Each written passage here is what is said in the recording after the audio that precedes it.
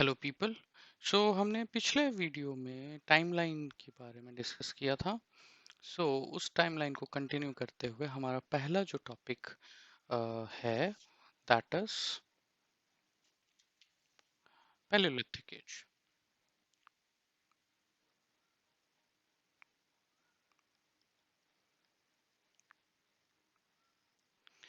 Right.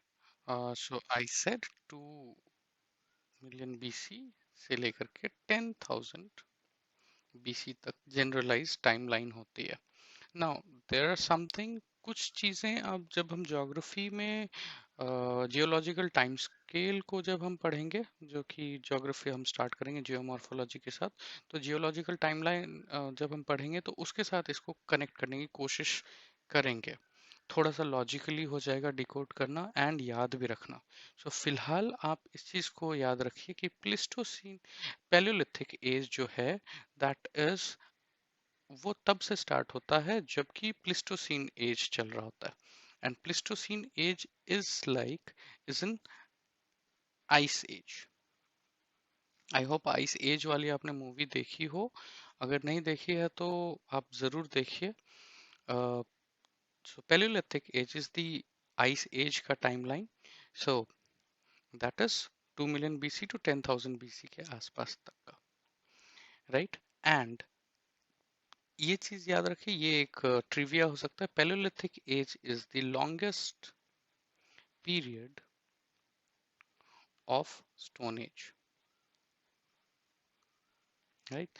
अब कुछ books में अगर आप हिस्ट्री ऑप्शनल पेपर है आपका, या फिर फर्दर डीप डाउन अगर आप रीड करते हैं कुछ बहुत ही standard text books like Sarvinder Singh and all, आप वहाँ पे उसको फर्दर पैलियोलिथिक एज को भी बहुत फर्दर डिकोड किया है, that lower palaeolithic age, upper palaeolithic age.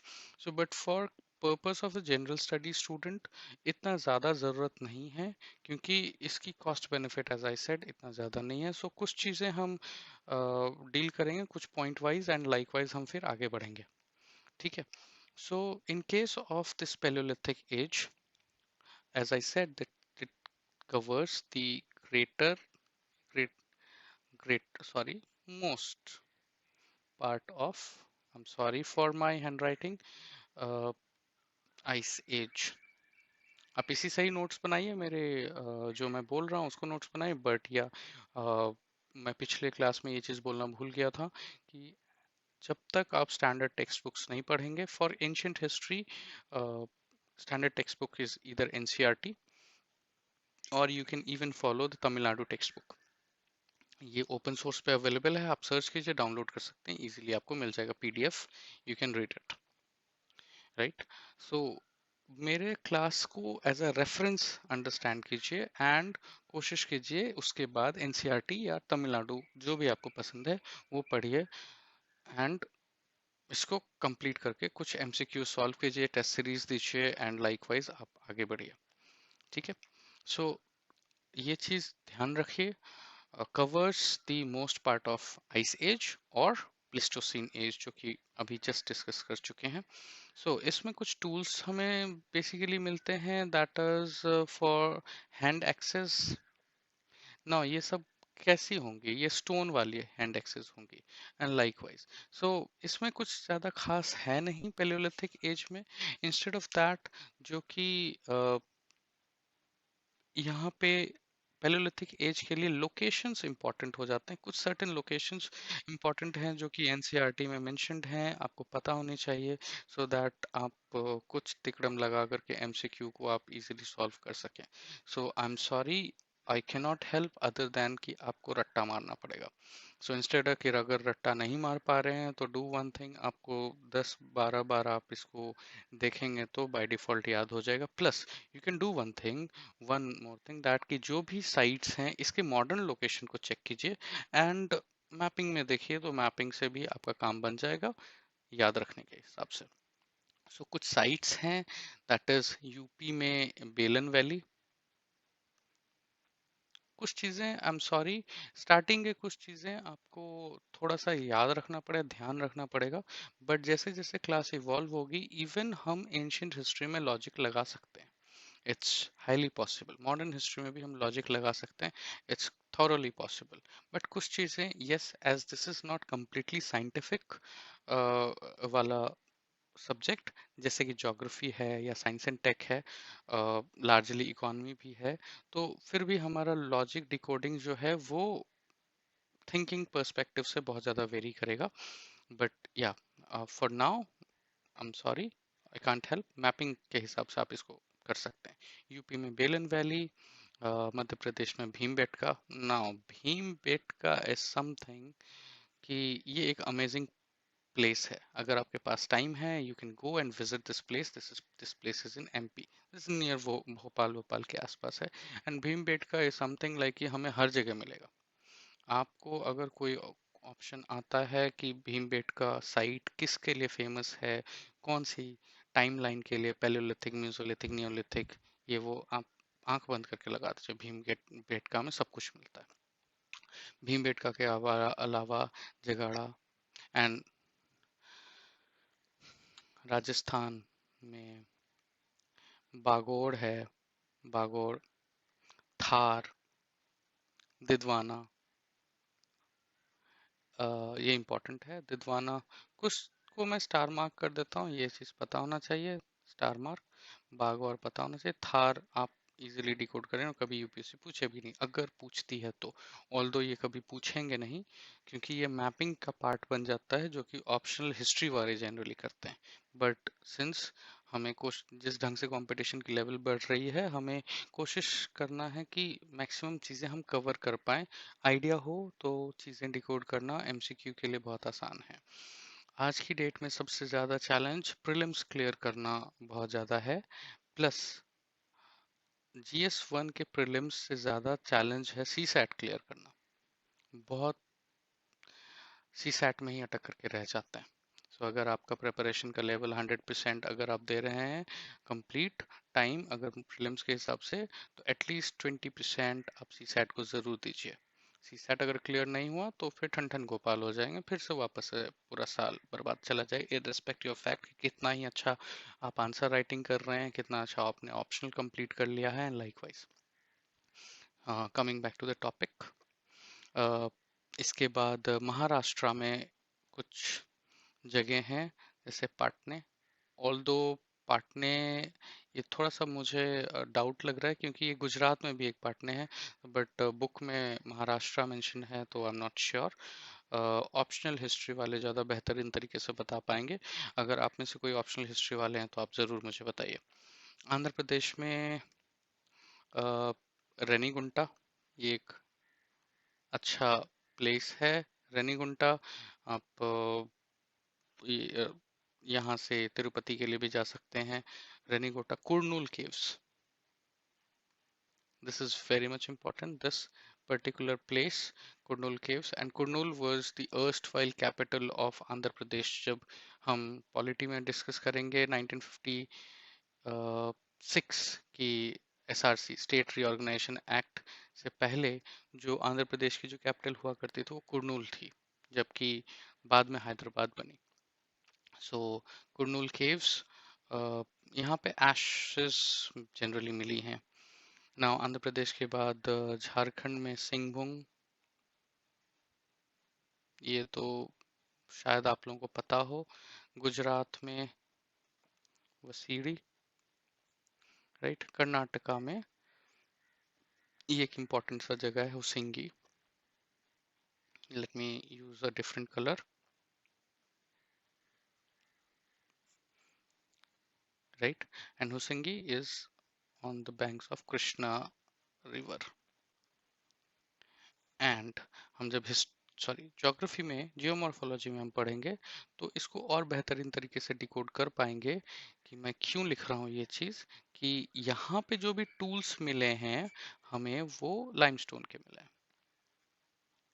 So obviously जिस जगह का जो रीजन होगा वहाँ की टूल्स जो भी होंगे, क्योंकि लार्जली स्टोन टूल्स ही थे, तो वहाँ की स्टोन ही वो यूज करेंगे, इसलिए, राइट।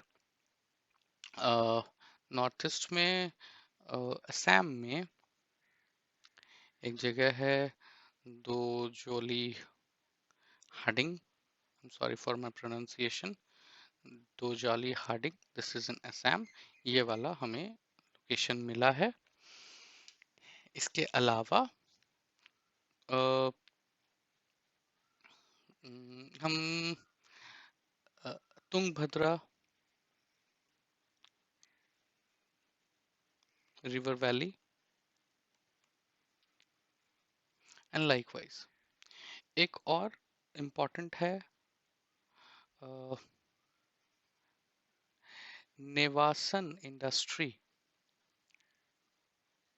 तो नेवासा एक जगह है, नेवासन इंडस्ट्री। अगर ये पूछें कि नेवासन इंडस्ट्री किस इंडस्ट्री, इसलिए क्योंकि यहाँ पे बेसिकली यहाँ पे बहुत सारे स्टोन टूल्स हमें मिले हैं। सो इस एरिया में, सो इसको एक नेवासन इंडस्ट्री के नाम से डिनोट कर दिया गया है। सो नेवासन इंडस्ट्री की टाइमलाइन अगर पूछा जाए तो this is palaeolithic age. So now अगर आपका पेपर हिस्ट्री ऑप्शनल है तो इसको और भी आप डिकोड करके पढ़िए, upper Palaeolithic age, middle Palaeolithic age, likewise, right. और अगर आपका हिस्ट्री हिस्ट्री ऑप्शनल पेपर नहीं है तो ये चार कुछ 5-10 लोकेशंस पढ़ करके आप आगे बढ़ सकते हैं। एंड फीचर्स तो ज़रूरी है, क्योंकि ऐसा नहीं है कि यूपीएससी सिर्फ यही पूछेगी लोकेशन के हिसाब से वो छोड़ देगी, नो। सो फीचर्स हम देखते हैं क्या क्या फीचर्स हो सकता है। तो first feature obviously this is logically, and ये कभी पूछेगी भी नहीं, दैट दे पीपल जो भी थे, people lived on hunting and food gathering, right. ये तो कुछ है ही नहीं, एनीबडी कैन से दिस, तो ये कभी ऑप्शनल ऑप्शन आएगा ही नहीं एमसीक्यू में। बट ये आपको पता होना चाहिए, क्योंकि अगर ये चीज मीजोलिथिक में है तो क्या सही होगा या नहीं वो हम आगे देखेंगे। सेकेंड थिंग, यहाँ पे आप लिख सकते हैं no knowledge of cultivation, this is very much important, ठीक है। नाउ अब इसको थोड़ा सा लॉजिकली समझते हैं। पैलियोलिथिक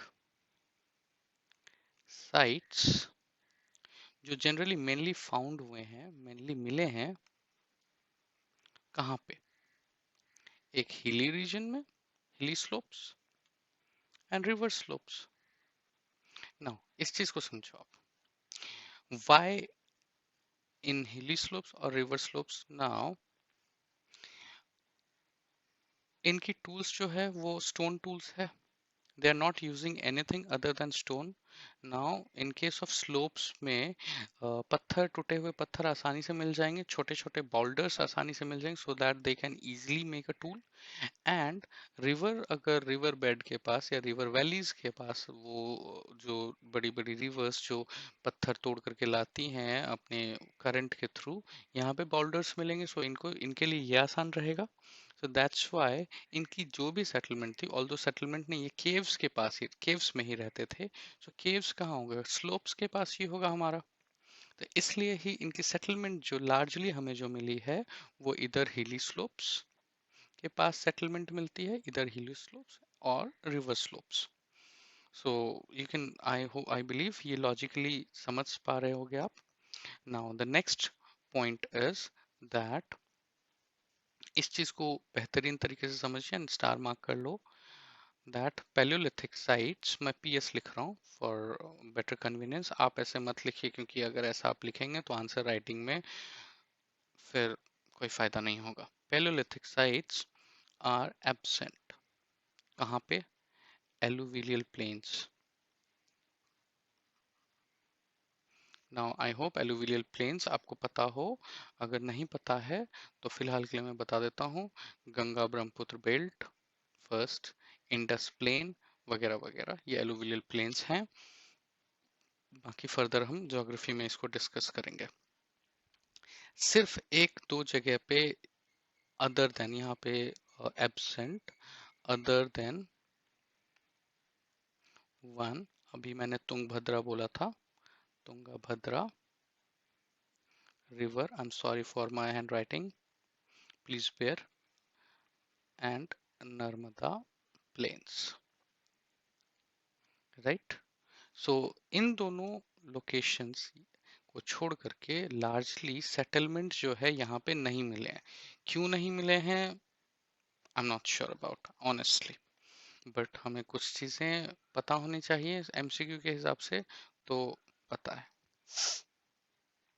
अ, इसके अलावा जो टूल्स बताई दिए कि स्टोन टूल्स वाला चीज है, so largely this is palaeolithic age में। इससे ज्यादा और कुछ हमें सीखना समझना नहीं है। जो फीचर्स बताए वो इम्पोर्टेंट हैं कुछ पार्ट के, एंड लाइकवाइज हम आगे बढ़ सकते हैं। कुछ ज्यादा डीप डाउन करने से कोई फायदा नहीं होगा। We are here to make our lifes easy so that we can write better, we can write exam in a better way.